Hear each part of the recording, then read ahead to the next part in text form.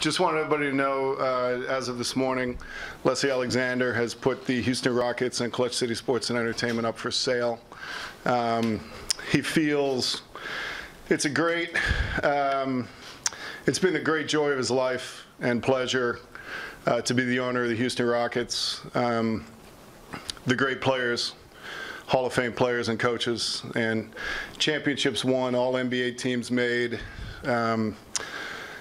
Just the connection to the community that's been established over 24 years has been an incredible opportunity that he's just loved. He feels it's time. The organization's in terrific shape. As you know, the management team is in place with long-term contracts. They are, you know, the team, the players, Coach D'Antoni, James, Chris. You know, you see the core that we have. It's an organization that is put together with great opportunity because of the culture that Mr. Alexander has built and because of the excellence that he's delivered through the organization year after year. So we're starting the process now. I'll be coordinating, I'll be overseeing the process with the league office and our internal management team. But as of this morning, Leslie has decided that he's going to be seeking a buyer for the Rockets and for Clutch City Sports and Entertainment. And with that, I'll answer any questions you may have. Anything specifically that precipitated this? No, I think it's something, Jonathan, that he's I don't want to say struggled with, but I think it's been something he's been thinking about a little bit. It can wear on you after so many decades. He's tired. There are passions in his life now that are becoming more and more clear. His family, certainly, and his philanthropic efforts, what he'll be able to do with his additional time and with his resources on a global scale is something that he's very much looking forward to with the future and how he can help shape the future and the things that he's most passionate about. I also will say he wanted to make it clear as we spoke that Houston is home for him, and it's always been such a joy for him to help serve the underserved here, and he's going to continue his commitments to the charities that he's supported and the programs that he's created here in the Houston community, and he's going to continue those in the future as part of his commitment to the Houston community. How long has he been contemplating this, and what the time when the decision? I would say off and on, he'll be approached over the years, but really it's never been anything that he's even considered. And I think recently, can sense, you know, he's just been tired. I'm sure many of you who know him well could probably sense that it's a grind. You know, it's a grind, and even now where things are ratcheted up even that much more with the expectations and the ability to really go deep and compete, it's been tough. And so I think he just had a real good conversation with his family and with some of his close friends, and he just decided it was time for him to make another change in his life. I think early when he bought the team back in '93, you know, he talked about having the means and the ability to change the fabric of his life. And I think that he's looking at this now as a moment, you know, 25 years later, where he's looking at changing the fabric of his life, and he's looking at focusing on different passions that may be more of a focus for him going forward. With the rest of his time and his resources. And so I think that's something that has come up recently, but I wouldn't say that it was deliberated for a long period of time. Just more, it hit him and he wanted to make a quick decision and go forward. Is there a potential buyer on the horizon? There are always buyers. I know that there are many who have expressed it in the past, and speaking with the league office today, There are others who have expressed interest in teams, and I am approached quite often by people who are interested in, owning a franchise. And I'm sure this is something, one of the reasons we wanted to have a public announcement about it was because we are always approached, but it's more so it can be detrimental to the preparation, if you will, for the season if there's a trickle of either information or misinformation about what may or may not be happening. So this is confirmation that yes, in fact, it is available, and we fully expect that the remainder of people who have expressed interest previously would be in the process of contacting me very, very shortly. Who all will be involved in those conversations in addition to Les? In addition to Mr. Alexander, he's asked me to run point. We also have our current internal management team, our general counsel, Rafael Stone, general manager, Daryl Morey, and we're also going to be working directly with the league office, with Commissioner Silver and his staff. I've already spoken with the commissioner this morning. And we're gonna handle it if we feel to be supplemented with additional support personnel, like Michael Goldberg. I'm sure Baker Botts is going to be involved. He's been Leslie's attorney since he came to Houston.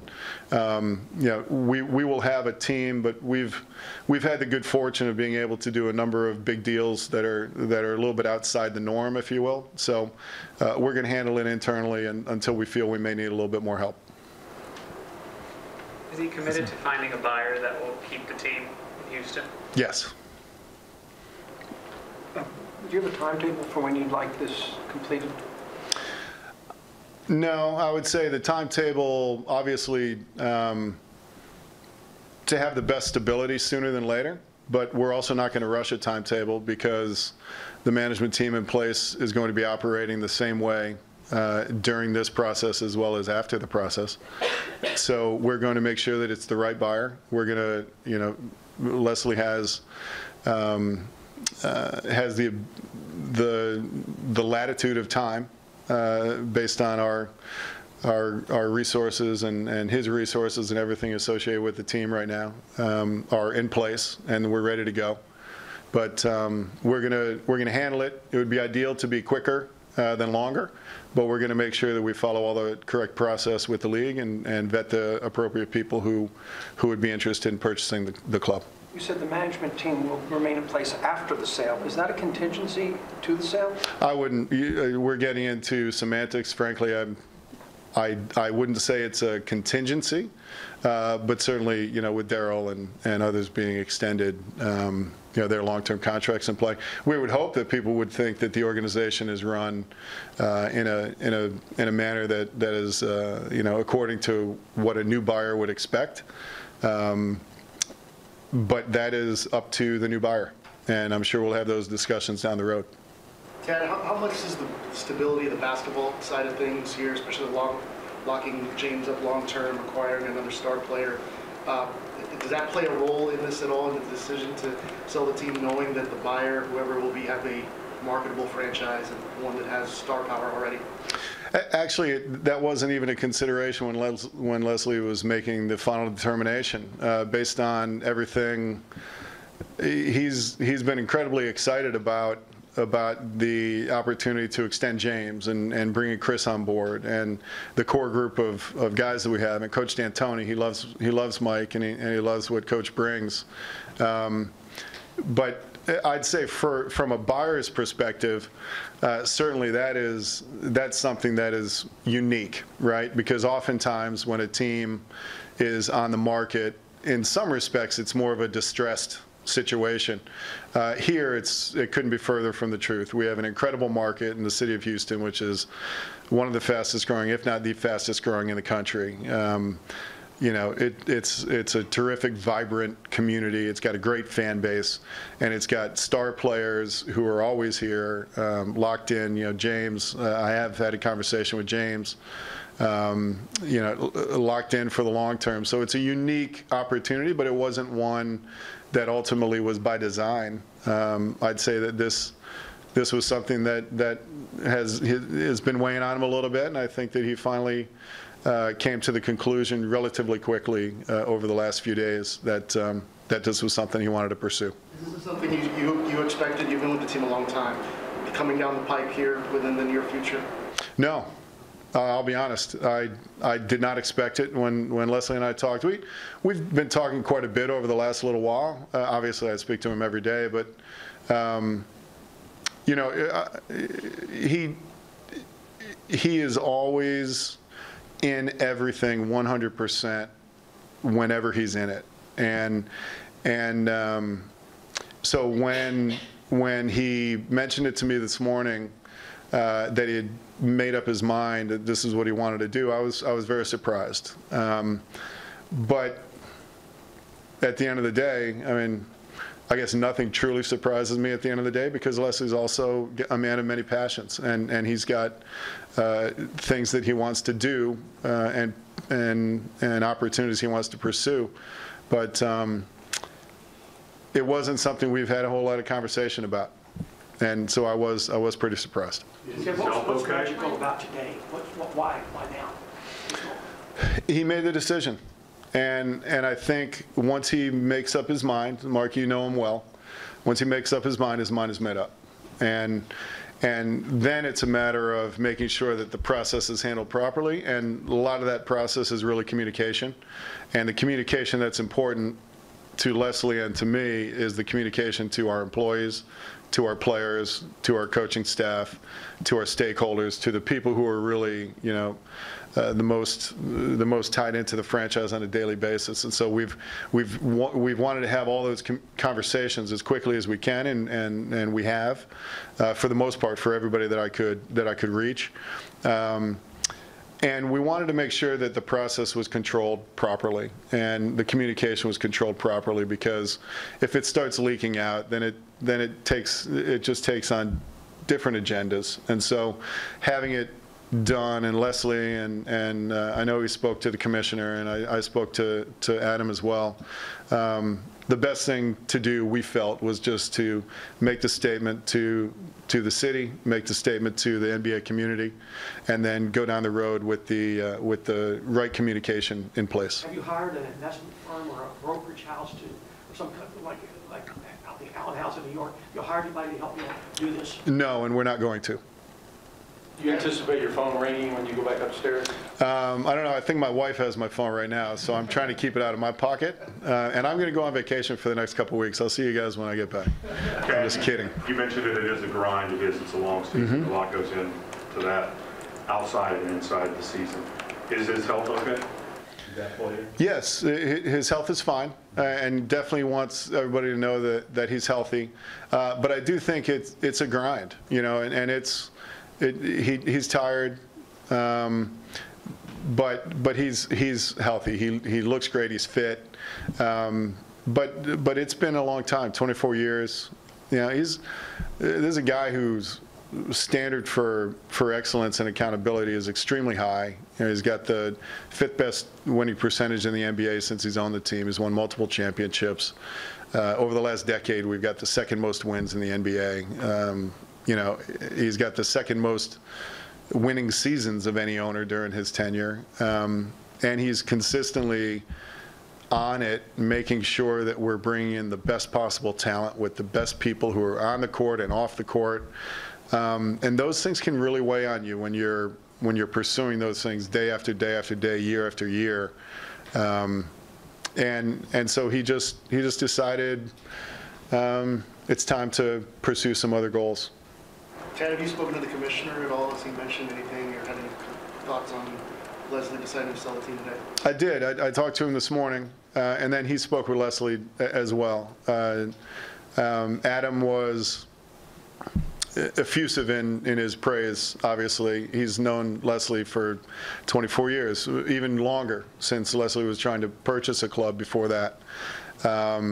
And he's one of the standard bearers for franchises in the NBA. So it's certainly going to be kind of a sea change in the ownership structure within the league. He's one of the longest tenured owners, one of the most successful, and one of the most influential as it relates to his relationship with the commissioner. So he was a little surprised as well, because, again, the last few times that Adam had been with him, he'd been engaged.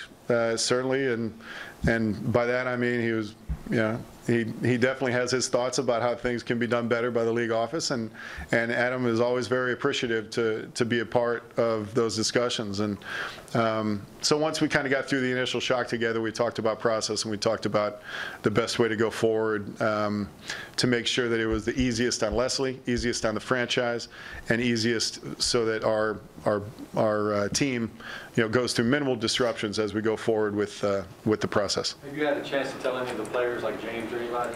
I have. I've talked to James. I've talked to Chris. I was right in the middle of getting coached. I've talked to Trevor. I've tried a few of the guys that I've missed here and there simply because it came up so quickly and trying to get them. Their reaction? Surprise. Again, same kind of thing. The guys love him. The guys love Leslie. He's a person who's always 100% with them, behind them, giving them whatever they need to be successful. And they feel that, especially when you've been around a lot of other organizations, it's a different feeling. And many of you were here for James' press conference and for Chris's presser the other day. It's really nice to hear the players talk about the organization and talk about Leslie and talk about the team and how they feel about it, because it's true. It's about making sure that our players are in the best situation they possibly can be, personally and professionally, to be able to do their jobs and enjoy themselves. And Leslie is the leader on that, because he knows the only way that any organization succeeds is because of the players and because of the coaches and the culture that's created from the players and the locker room on out. And he's embraced that since the day he came in and met with Akeem Olajuwon, and he continues to embrace that with the great players that we have here today. And so it's always about communicating with them as much as we possibly can up front, and we'll continue to do so. After I finish here, I'm going to call the rest of the guys to make sure that they hear it from me. Any other questions? Quick question. Speaking of culture, aside from trying to find somebody that wants to keep the team in Houston, what are some of the variables that he looks at? Marketing strategies, developmental outreach, reaching out into the community. What's important for him to finding a buyer?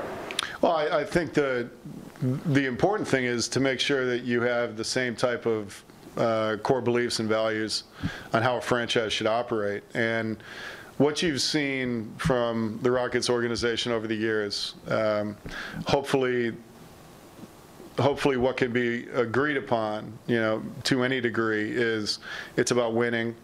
It's about, making sure that we're doing everything we possibly can from a resource perspective to put the best possible team, players, coaches, et cetera, on the floor, so that our fans can have that ultimate enjoyment and the ultimate goal of a successful team. And it's about reaching out to the community and making sure that we're helping out as best we possibly can with the resources and the manpower that we have to serve the underserved and folks who may have fallen through the cracks. And I think he's always really made sure that, when you focus on those two things, we always talk about making sure that we create championship experiences on and off the floor. That's kind of the core to our values as far as our mission. And if we're doing those things properly, then it's going to be successful for us and for the city. We fully expect, as we go through on this process, to make sure that we vet the appropriate buyers and we vet the appropriate people who are interested in the team, as well as our entertainment division, that they share those values. And whether how the strategies or how the tactics come into play, that's going to be for others to present and try to figure out. But from an overall perspective, our expectations, Leslie's expectations, mine, the people that we're going to be looking for, we want them to have similar beliefs and values on how Leslie started in 1993 and how he's continued all the way through today. And today is a great example where the last thing he told me before we came down here was, I want to make sure that everybody knows all those charities that I've supported and the people that I've supported over the years, I'm going to continue to support as we go forward. That's the kind of owner he is, the kind of guy he is, and the kind of feeling that he has for the people in the city of Houston to make sure that continues on. Tad, is there a working number that you guys, in terms of franchise valuation right now? I've got a number, yeah. No, there isn't. Wait, these things will take shape. There are these things will take shape. Not worried about that. What impact does this have as Daryl continues through free agency and building the roster of potential moves? Is there any effect? None.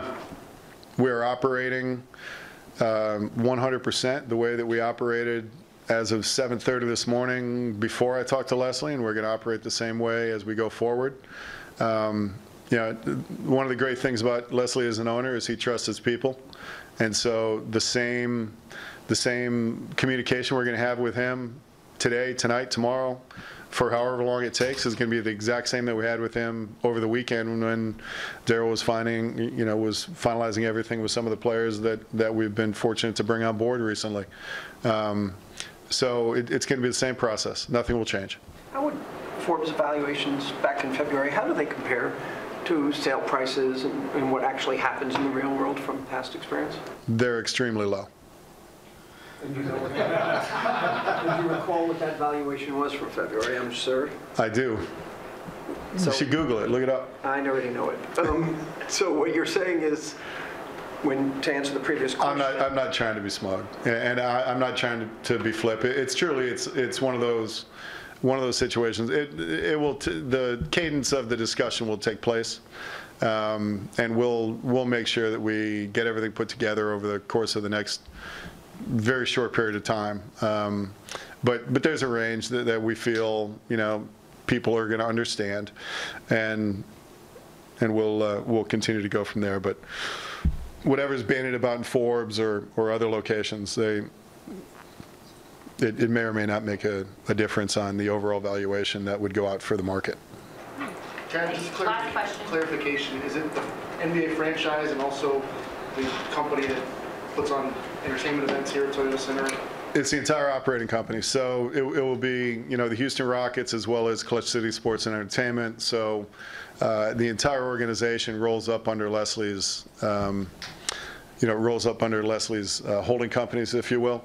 I'm the CEO of all the operating companies, and so we're going to, at this point, we're working on packaging everything together and make sure that we go forward with the right presentation. Because, as you can imagine, our entertainment division is extremely successful and large. We have one of the best run of shows of any building in the country, and it's something that really is a good integration with the club. So it's a nice opportunity to have that rolled under one asset that you're going to be going out to the market, which is dissimilar to possibly some situations in other buildings where they may have multiple operating companies that have different owners of the different groups. Thank you, everyone. Thanks, everybody.